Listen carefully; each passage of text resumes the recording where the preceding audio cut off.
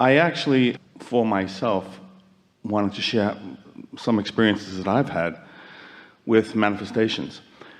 For my longest time, it was my desire to become successful.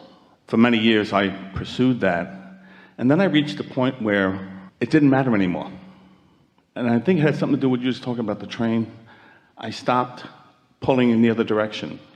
Well, it isn't that it doesn't matter anymore. It's that you condition yourself to the experience of it not working, or it not moving in the way that you want it to, becomes a more dominant part of your thought process. And then you sort of just give in to what is. Once I let it go, it took off. It's like the door's open. You see, here's the thing that so many don't understand. And in an action-oriented world where you believe that it's what you're doing and that it's the action that you're offering that is making the difference, then effort feels like the factor that you should be applying, while effort often works against what you're wanting. And so if a subject is not of great importance to you, you think less about it.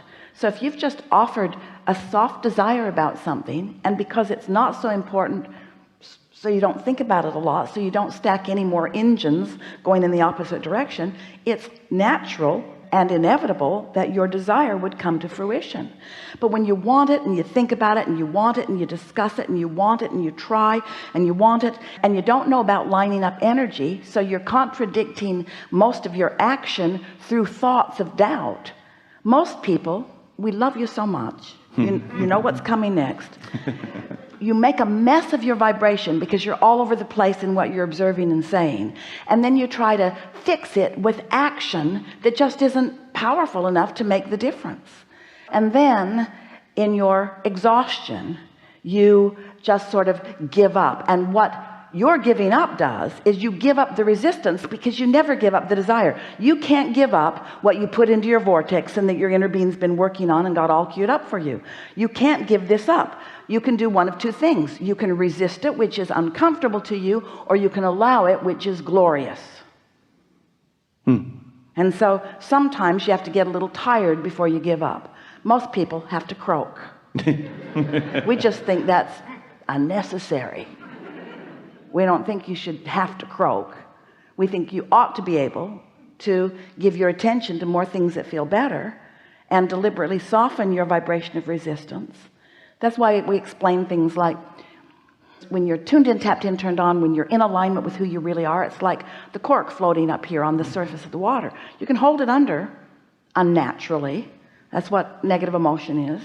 But when you let go, it's going to bob back up there. So that's your example of your experience of giving up, was just letting go of the resistance, and then off you go.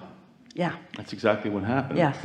6 years ago I was diagnosed with post-traumatic stress disorder, and I've been doing your work since I was diagnosed with that, and things have gotten dramatically better. Really, really much better. Every once in a while I have an episode of this, something with the PTSD, and I go into this very dark place. And all of a sudden recently I was experiencing that, and out of no place I said to myself, you know what, this is just a dream. This isn't real. And it stopped, just like that. Well, you focused yourself into alignment with who you are. We want to give you an example of what's going on here. And many of you have heard this story before, but it will feel enough off the subject to you that you will hear it easily, and then you will understand completely what we're saying to you. So a woman is going across the bridges in San Francisco and feeling stress. She said she felt like she wanted to lie on the floorboards of her car. It was so uncomfortable to her, which surprised her because she'd been crossing those bridges for a long time. Even after the earthquakes had brought some of them down, she still didn't have this feeling, but now she's feeling it on the bridge. We said to her, sounds like you've run into some thought forms. The law of attraction is matching you up with some things that are sort of lurking around the bridge. Well, she sure didn't like the idea of that. And we said, most important question is, what's going on in you that has activated something in you that's matching you up with that? She knew right away. Her neighbor had been burglarized. They'd been having meetings trying to decide whether to put a guard in place or barricades on their own windows.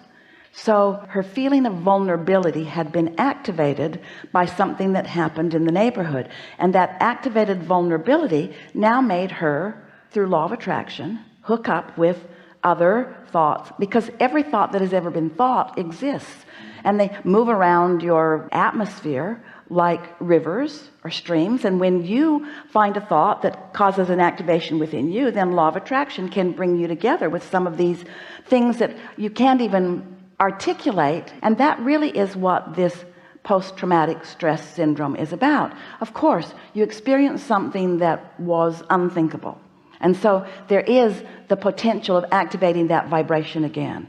The question is, what is it that is activating it? And in time, what happens when you understand that, as you said, it isn't something that is real right now, and it isn't something that I have to focus on, it isn't something that I have to find harmony with right now, it isn't something that I have to experience right now. You use the power of your mind to focus away from it, and therefore deactivated the vibration within you, and therefore law of attraction could not match you up with that again. Your minds are powerful, and it is so helpful to know. Here's the most important thing.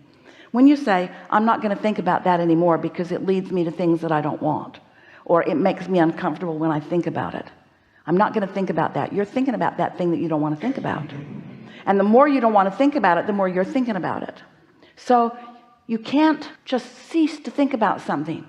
You have to think about something else, because thoughts are not ever going to go away. You're not ever going to rid yourself of the potential of any thought that you've ever thought, or in fact of any thought that anybody's ever thought. Thoughts are out there, but you can think about something else. And when you deliberately think about something else, then you deliberately choose the direction of your vibrational, and you choose the direction of what law of attraction is matching you up with. That's why we so want you to become deliberate in your not desire to think, because that'll make you crazy. If you try to control your thoughts, that's hard.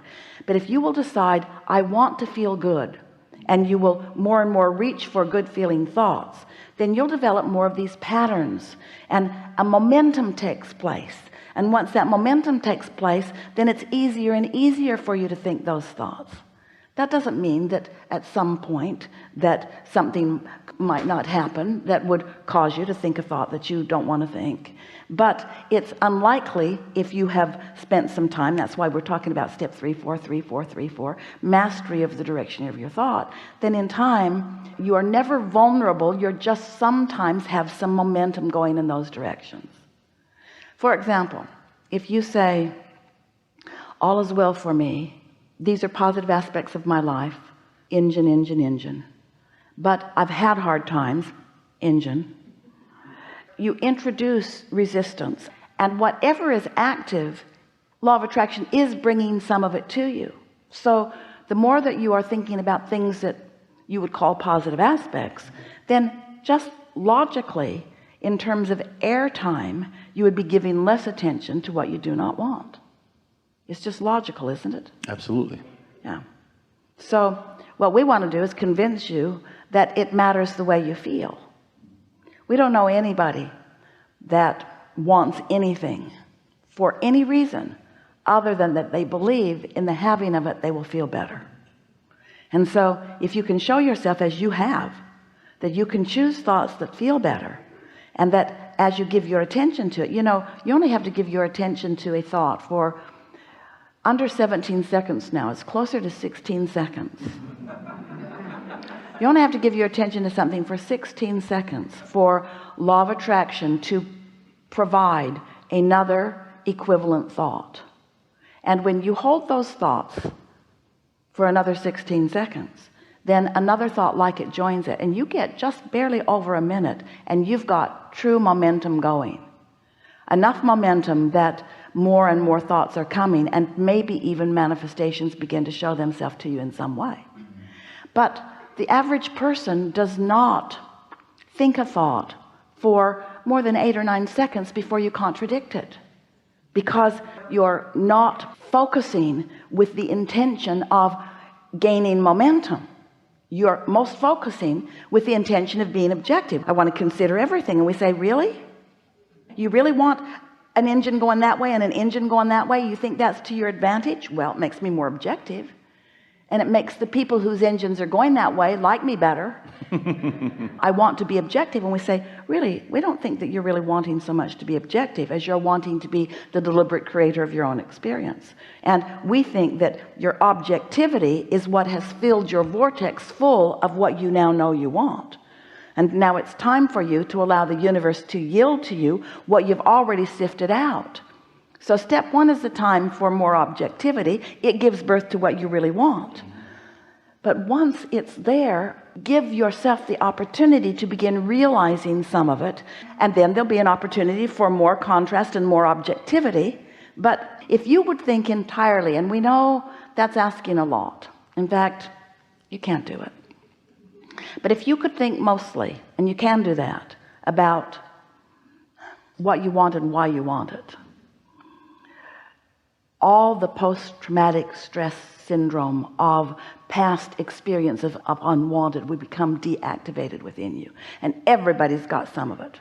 In fact, that's what beliefs that don't serve you really are. It's an active thought within you, an active belief within you that you're not doing on purpose. It's an active belief because you're not doing something else. I understand. Yeah, you do. Last thing, I have to thank you and all the work that you've done with us. You all are doing the work. Yeah, you facilitate it. Yeah. Since I was a child, it was my longest dream to sing. Always wanted to sing all my life. And about a year ago, I started to perform in a cabaret off Broadway in Manhattan. And it's just been wonderful. It's just changed my whole life. Because your life can't be full of that and that at the same time. You chose something that lines you up. Oh, yeah. Really good. Thank you. Yeah, really good.